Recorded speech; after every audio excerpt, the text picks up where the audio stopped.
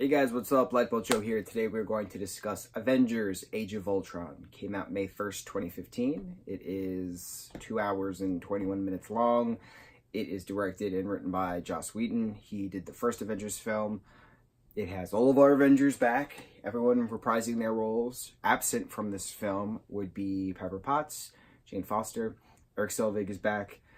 We have a new character, Dr. Cho, from South Korea. She's very vital in building Ultron's human body, quote unquote, which turns out to be Vision.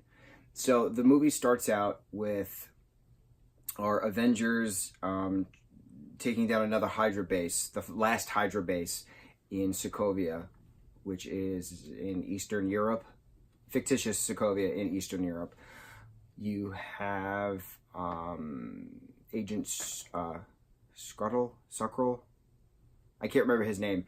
He past agent from S.H.I.E.L.D. who was actually a Hydra agent the entire time, developing weaponry, developing more stuff based off the Mind Stone, which is in the scepter, Loki's scepter. They also, he was also doing experiments on various individuals. The only individuals to survive the experiments were the twins. We see the twins in a post-credit scene of Captain America Winter Soldier.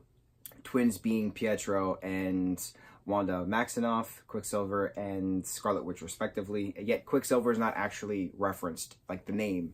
They just call him Pietro, but you know he's Quicksilver. So the twins are working with Ultron at first, but then they switch teams. Now, who's Ultron? Ultron is the brainchild of Tony Stark, so that way there'll be peace in our time. It's a program to end all wars, basically. So always having the bigger stick, so that way the Avengers don't have to be avenging anymore, basically. So then when Ultron comes about, because Banner and Stark were decrypting the scepter, basically the Mind Stone itself is a computer, quote unquote. Ultron comes about, consciously attacks Jarvis, who's trying to protect him, defeats Jarvis, inhabits just a shell of a robot, intimidates the Avengers who are partying at the, defeat of the last Hydra base. Ultron explains his plan, breaks out into the internet, and, starts to create his own army. How he creates his own army, he then goes to a coastal town in some country in Africa. They don't actually say which country in Africa, but we are introduced to Krog, who had just stolen a bunch of vibranium from Wakanda. Ultron wants the vibranium so that way the element can be fused together to make his perfect body with the help of Dr. Cho in Seoul, Korea. So this movie bounces. It goes from Europe to Africa to New York to Korea, back to New York at the end.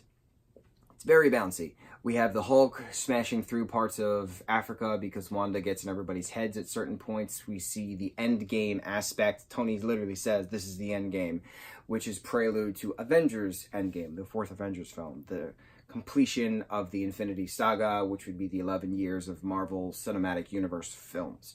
This film was distributed by Walt Disney Pictures. What else? So after that defeat, there's a bit of time where they go to a safe house because they can't show their faces after Hulk pretty much destroys most of that city in Africa. So they go to Clint Barton, Hawkeye, Jeremy Renner's secret family's farm where they try to regroup. Thor has a vision of the end of time, essentially, but he knows that the Mind Stone is what's going to be needed because the Infinity Stones are what is happening within this endgame, that there's no coincidence that whoever's in charge, quote unquote, is popping all these stones up, right? So the Infinity Gauntlet,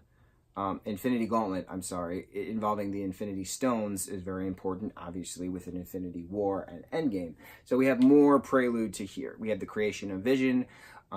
We have Pietro and Wanda joining the Avengers team. Pietro, unfortunately, played by Aaron Taylor Johnson. The awesomeness that he is. Big fan of Aaron. We'll talk about the Kick-Ass films at some point. I have some stories about Aaron. He's a pretty neat dude. But yeah, so unfortunately he passes in this film. Wanda loses it because her twin brother is dead. And we're seeing in this point that she is the strongest Avenger, and it's evident of that in Infinity War. Obviously, Captain Marvel is technically going to be the strongest Avenger within Endgame, because her powers were transferred via the Tesseract way back in the 90s, and we talked about that from watching Captain Marvel.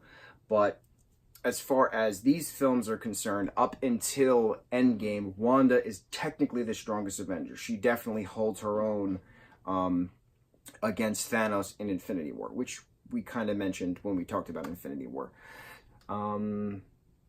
So what? So then Sokovia is the final battle. Ultron's plan for Sokovia is to lift it up to create his own meteor to wipe out the Earth. Jarvis is now embedded into Vision. So Vision's now in the Avengers. Everyone's trying to take care of Sokovia prior to Pietro dying. This is when the Maximoff kids switch sides, basically. You then have War Machine come into play. You have Falcon come into play at the end. Who else? They save the city. They save as many people as they can. You have Nick Fury coming back from the dead. You have Agent Hill coming back from Stark's company. Basically, there's a helicarrier involved. So it's a very homage to original OG Avengers film, pretending S.H.I.E.L.D. is still in existence, because S.H.I.E.L.D. obviously it was disbanded at this point because of all the stuff that went down within Captain America Winter Soldier.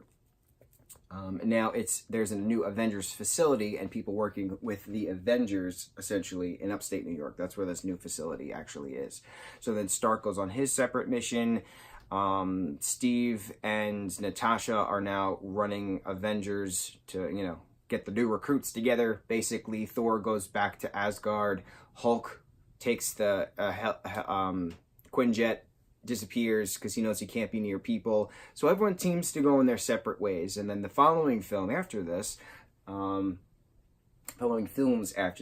ties together the pieces of why everyone went their separate ways. So this film is important because everyone does disperse for various reasons to come together again. It's very interesting. Ultron is a beautifully well put together character. There are better Marvel films, but this is a good film to have all of our heroes together to figure out where they belong, how they fit in, how they're going to save the planet, how they're going to try to stop destroying the planet, which is a big plot point of Captain America Civil War. So we shall get to that at some point. What did you guys think of Age of Ultron, Avengers Age of Ultron? 2015, it's 4 years ago. Time flies when we're saving the planet from artificial intelligence. Mucho mahalo, guys.